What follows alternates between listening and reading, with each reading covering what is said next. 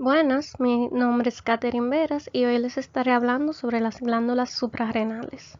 Estas son glándulas endocrinas, son dos estructuras retroperitoneales, la derecha de forma triangular, como podemos ver aquí, y la izquierda de forma semilunar.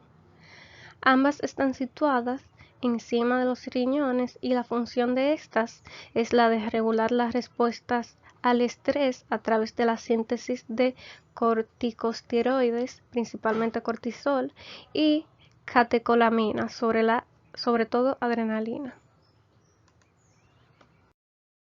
Bien, ahora les estaré hablando de ellas con más detalle. Su ubicación. Las glándulas suprarrenales, o también llamadas glándulas adrenales, son dos, una derecha y otra izquierda. Normalmente están situadas a lo largo de la parte suprailiar del borde medial del riñón. A veces la glándula suprarrenal corona el polo superior del riñón y esta posición alta, que se encuentra aproximadamente una vez de cada 6, solía considerarse la posición normal. Esta también se proyecta a nivel de T11 a T12. Ahora les estaré hablando sobre su color, consistencia y dimensiones. Las glándulas suprarrenales presentan una coloración gris amarillenta, su consistencia es muy firme, su volumen es muy variable. Por término medio, las glándulas suprarrenales miden de 4 a 5 centímetros de longitud y de 2 a 4 centímetros de anchura. Su espesor alcanza entre 8 y 10 milímetros a lo largo de su borde lateral, que se apoya sobre el riñón, y disminuye gradualmente de lateral a medial, llegando a medir solo 3 a 4 milímetros en su borde medial. Cada glándula suprarrenal pesa alrededor de 6 gramos. Bien, ahora les estaré hablando sobre su configuración externa y relaciones. Las glándulas suprarrenales se hallan aplanadas de anterior a posterior. Su forma, como dije anteriormente, en situación normal, es la de una media luna, o más exactamente la de una vírgula cuya cabeza descansa sobre el pedículo renal, mientras que la punta asciende hasta el polo superior del riñón.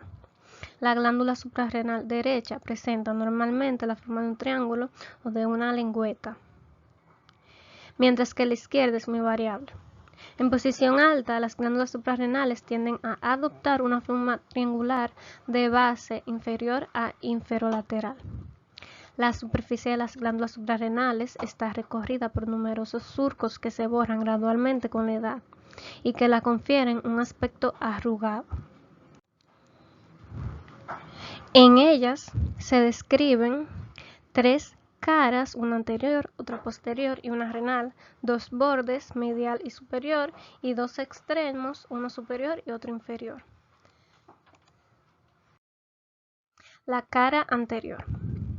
La cara anterior es casi plana, a veces ligeramente cóncava o convexa en su conjunto, y está orientada anterior y lateralmente. Se aprecia en esta cara un surco oblicuo y generalmente orientado del mismo modo que el eje mayor de la glándula.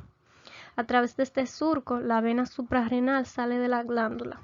Este surco se denomina hilio, aunque no puede hablarse propiamente de un hilio, ya que se trata más bien de un pliegue de la glándula, determinado en el curso de su desarrollo por la presión que ejerce el riñón sobre la misma.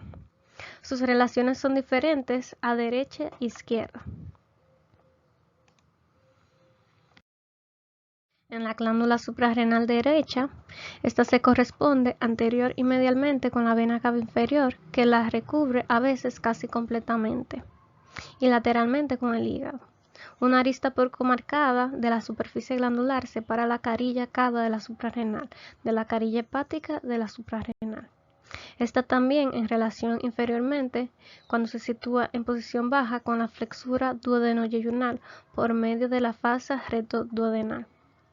En todo el resto de su extensión se corresponde con la cara visceral y la parte posterior de la cara diafragmática del hígado, donde la glándula suprarrenal marca a veces una impresión. El peritoneo parietal recubre la cara anterior de la glándula suprarrenal derecha a lo largo de una extensión variable. Según estas esté situada directamente superior al pedículo renal o a cierta distancia de este. El hígado y la glándula suprarrenal derecha están separados uno del otro a lo largo de una extensión variable por un fondo de saco peritoneal, comprendido entre el peritoneo parietal que recubre la glándula suprarrenal y el revestimiento seroso del hígado. En la profundidad de este fondo de saco se encuentra habitualmente, cuando se levanta el hígado, un pequeño repliegue peritoneal, situado medial al hígado, al ligamento hepatorrenal, cuyo borde libre es cóncavo y se orienta inferior y anteriormente. Este se trata del ligamento hepatosuprarrenal o hepatorenal medial. La inserción posterior o suprarrenal de este repliegue se fija en la vena cava inferior. Representa probablemente el extremo inferior del mesohepatocavo.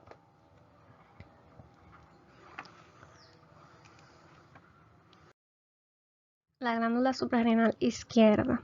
Esta está cubierta inferiormente por el cuerpo o la cola del páncreas y por los vasos esplénicos, e inferiormente por el estómago.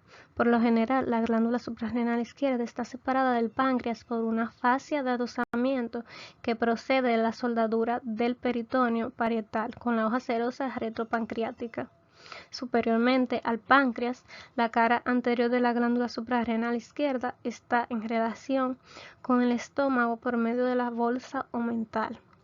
Habitualmente también se corresponde en su parte superior con la inserción parietal del pliegue gastropancreático de la arteria gástrica izquierda, que prolonga inferiormente el extremo medial del ligamento gastrofrénico.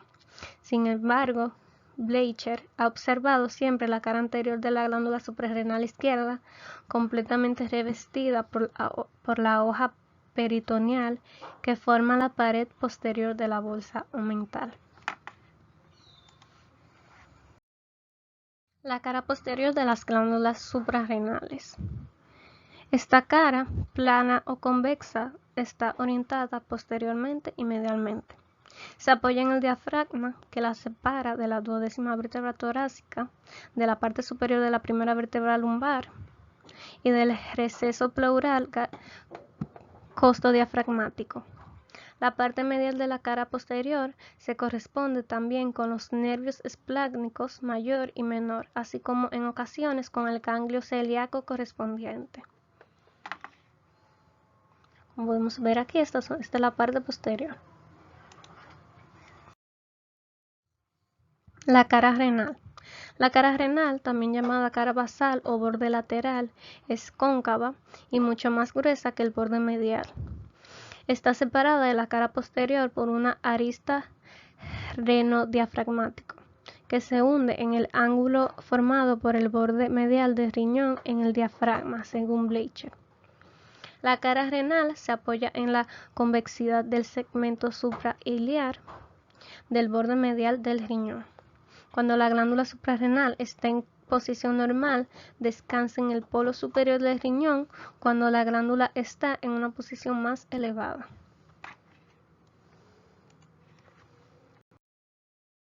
El borde medial. El borde medial es convexo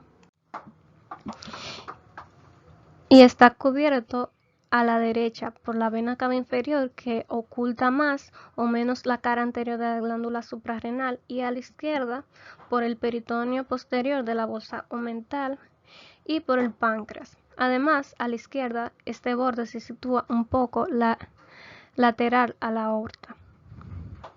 El borde medial de ambas glándulas suprarrenales está recorrido en sus 2/3 superiores por la arteria frénica inferior.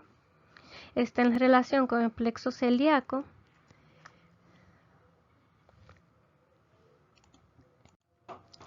y en particular con los ganglios celíacos, a los cuales las glándulas suprarrenales están unidas por medio de numerosos filetes nerviosos. Por su borde medial, las glándulas suprarrenales reciben la arteria suprarrenal media y las arterias suprarrenales superiores. Estas últimas son ramas de la arteria frénica inferior. También, a lo largo de su borde medial, las glándulas suprarrenales se hallan estrechamente unidas a la fascia renal, de tal modo que es muy difícil levantar la glándula suprarrenal sin desgarrar esta fascia, que a su vez está en este punto muy fuertemente unida al diafragma. El estrecho adosamiento entre el borde medial y la fascia se debe en gran parte a los numerosos vasos y nervios que penetran en la glándula a lo largo de este borde. Estos vasos y nervios son tan numerosos que Bleicher los ha comparado con una cabellera, que él mismo ha denominado plexo suprarrenal del borde medial de las glándulas suprarrenales. Bien, este borde medial se corresponde a través del diafragma con la duodécima vértebra torácica, con el disco intervertebral situado entre la duodécima y la undécima vértebras torácicas y, por último, sobre todo a la izquierda con la parte inferior de esta vértebra.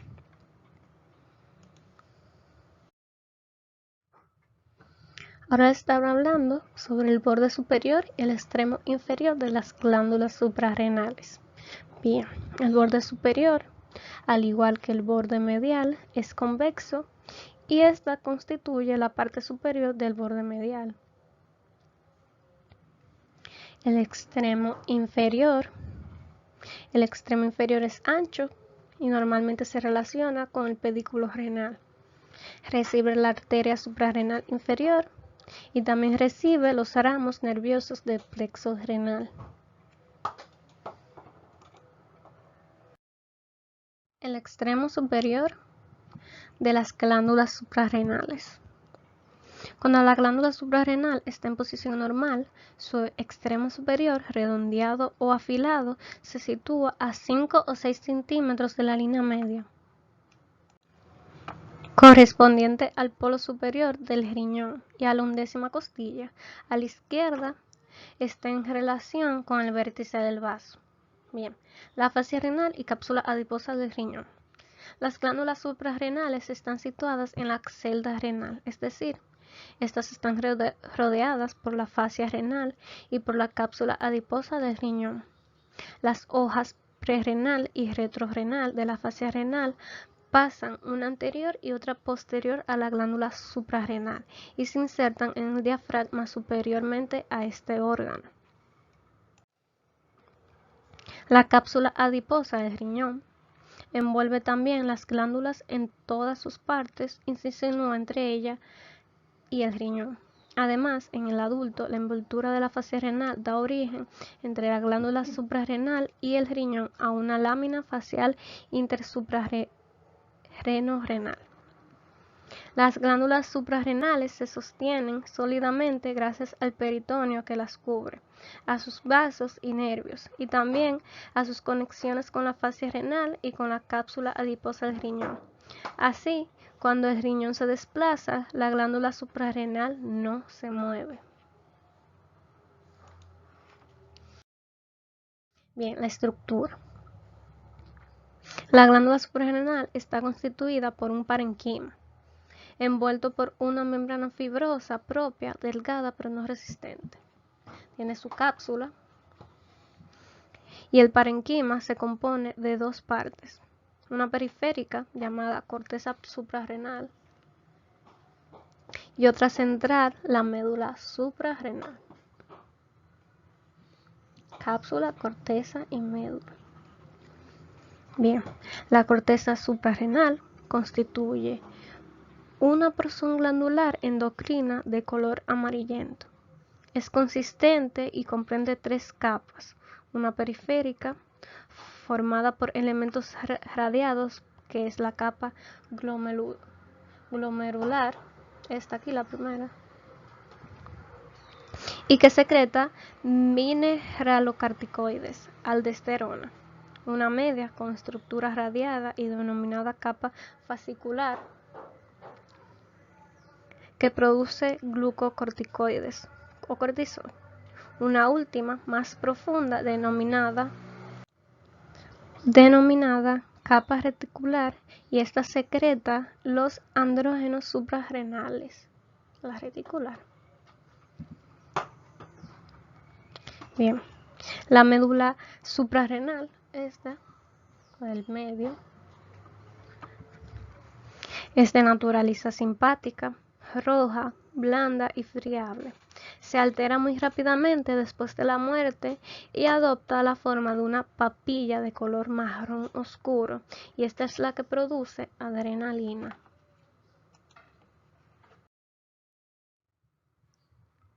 Bien, ahora les estaré hablando sobre los vasos y nervios, sobre la irrigación. Las arterias. Cada glándula suprarrenal recibe 3 fuentes arteriales diferentes, denominadas arterias suprarrenales.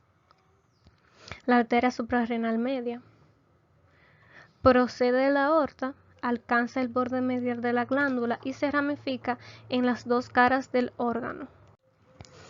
Esta arteria es inconstante y de aquí vienen las venas, las ramas de la aorta abdominal.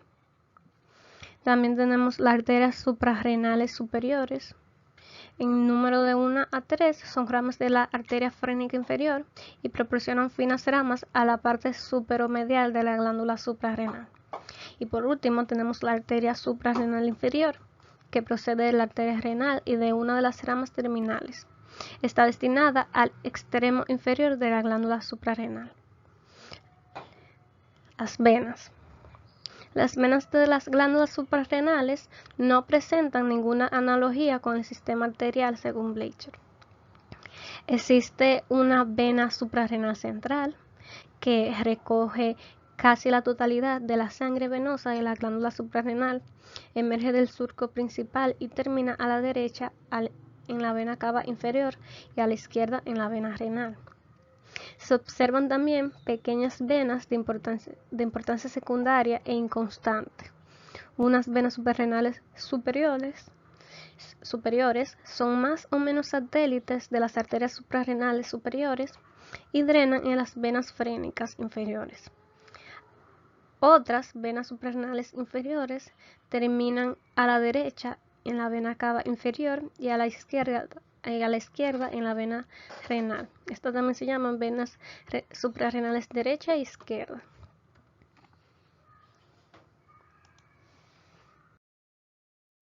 Los vasos linfáticos. Los vasos linfáticos derivan a los nódulos linfáticos aórticos laterales que se escalonan desde el tronco celíaco hasta situarse un poco inferiormente al pedúnculo renal correspondiente. Otros se dirigen a través del diafragma a los nódulos linfáticos prevertebrales y mediastínicos posteriores. Los nervios, estos proceden del plexo celíaco y del plexo renal. Bleicher distingue en el plexo suprarrenal 3 plexos secundarios. 1. Un plexo suprarrenal superior formado por ramos del plexo diafragmático, o a esto también se le llama supradiafragmático. Un plexo suprarrenal inferior o suprarrenal, el cual está constituido por algunos filetes nerviosos procedentes del plexo renal, y un plexo suprarrenal medio o suprarrenocelíaco, el cual está constituido por un gran número de filetes nerviosos que emergen del plexo celíaco, en particular del ganglio celíaco, y también directamente del nervio esplácnico mayor. Bueno, muchas gracias por su atención. Esto fue todo por hoy. Gracias.